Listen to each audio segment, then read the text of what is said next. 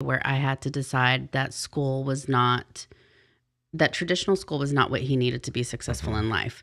So I had to make the determination, does it matter to me if he's taking English 1 as a freshman, or does it matter to me that he knows how to heat up his own lunch?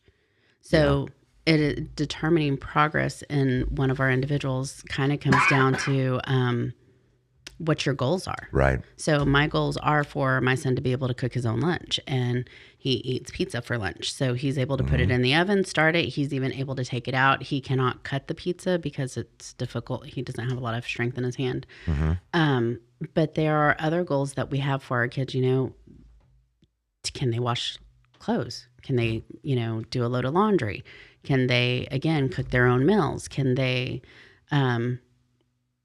manage to cross a street by paying attention to the street signs? I mean, those are things that matter to us as parents. And once they start meeting those goals, our director said, if my son can do algebra, but he can't make himself a sandwich, then I can't die. So those are it comes down Good to, heavens. Yeah. That's a sobering thought.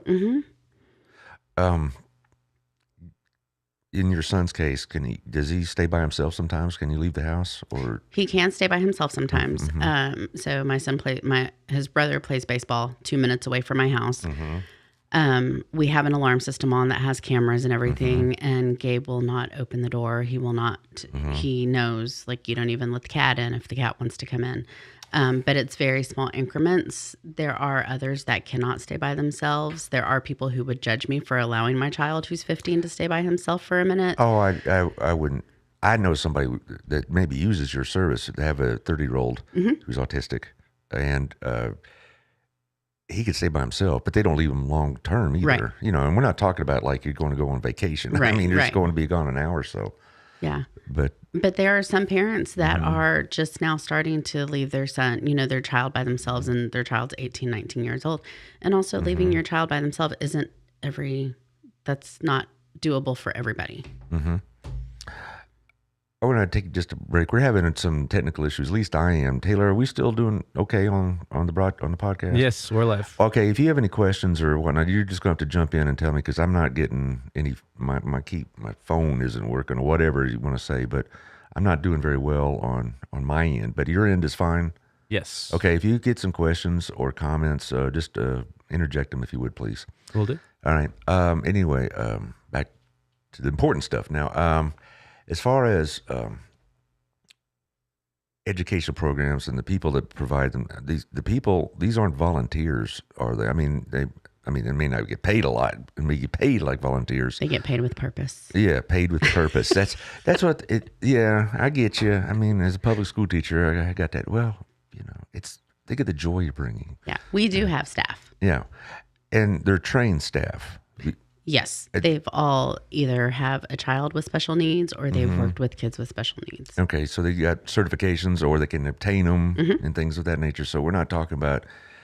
We're not talking babysitting. We're talking about real therapy here. Yes. And have the needs grown as the community's grown? Yes, definitely. The needs have grown just since, like I said, since shutdown. I think actually we did statistics, and our 3 largest programs grew an average of 20% since August, which that's pretty huge for us. That's, I don't know, it's kind of, we're kind of in awe of it, because we're meeting 4 to 5 new families a week. We're fielding, phone calls every day from families that need help. And, we're just trying to do the best that we can with what we have right now.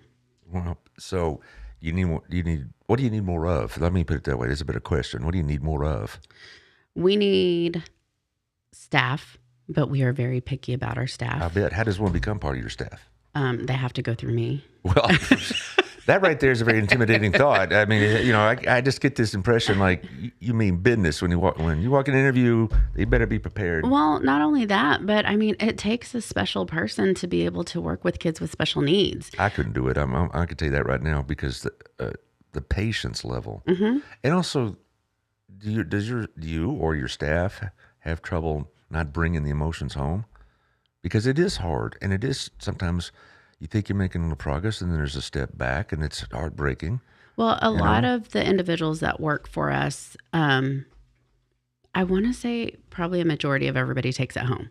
And it's not because, I hope it's not because we work them to do that, because I really encourage everybody to take their time off. But it's hard whenever a parent messages a staff member, at 7 or 8 o'clock at night, just to say, hey, my child isn't feeling well. Did something happen today? And you immediately want to respond. It's not like a regular job that you can just turn off and go home. Like, these are Right. real lives that we are working for that still happen after they go home. And do I turn it off? No. My life is my work and my work is my life. The center has to succeed because I have a child who needs to benefit from it. Well, when I was younger in my career, I took it home emotionally. As I got older, more experienced, maybe more calloused, I don't know what some might say, I was able to make that divide, but there were days. And my wife works in the school system, and there are days. But for you, it really is every day. Yeah. And then I was telling a group last week, 85% of individuals with special needs are abused in some way, shape, or form during the course of their life. 85%. That means my child. That's how big that number is. That means my child at one point in his life.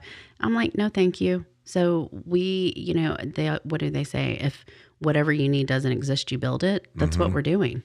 And that's why it's so important to us that we get the right people to come in, because this is, like I said, this is our life. It's our kids. Well, how long has this center been around? Since 2009. 2009. Okay. Yeah, I thought, from our last conversation, I vaguely remember it was like 10 or 11 years old, but 2009. But it didn't start at Crestmont, did it? No, it started in my house.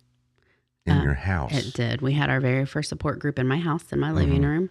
And then from there, we went to the Methodist Church in Crowley. And then from there, we went to the Baptist Church in Crowley. And then we went to Crestmont in Burleson. Well, So I'm going to run on the other side of the commercials. On the other side of those, we want to talk about this event on Saturday. Let's focus on that. And I believe you have a couple of photos or whatnot to share with us that you've given to Taylor. And so go ahead. Well, anyway, you mentioned my sponsor. You know Otto.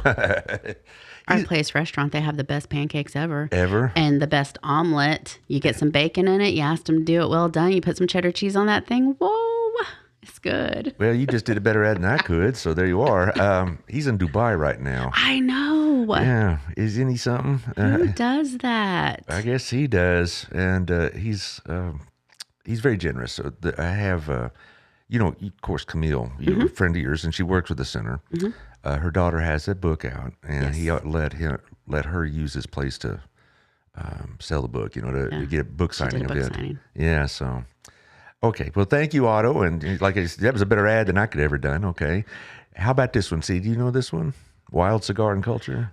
I do not know that, Okay. but I have smelled someone who has been in there, and they're like, I was just over there, and I was like, you smell so good. Oh, yeah. I've been over there 3 or 4 times, and, it's not smoky at all. There's an aroma, of course, of cigar, but it's not like you're walking in this big cloud of smoke and hit you in the face. Nothing like that at all. And it gets yourself a decent drink. You can hear yourself think, have a conversation without shouting.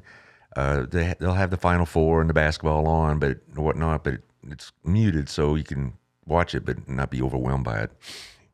And he's got his grand opening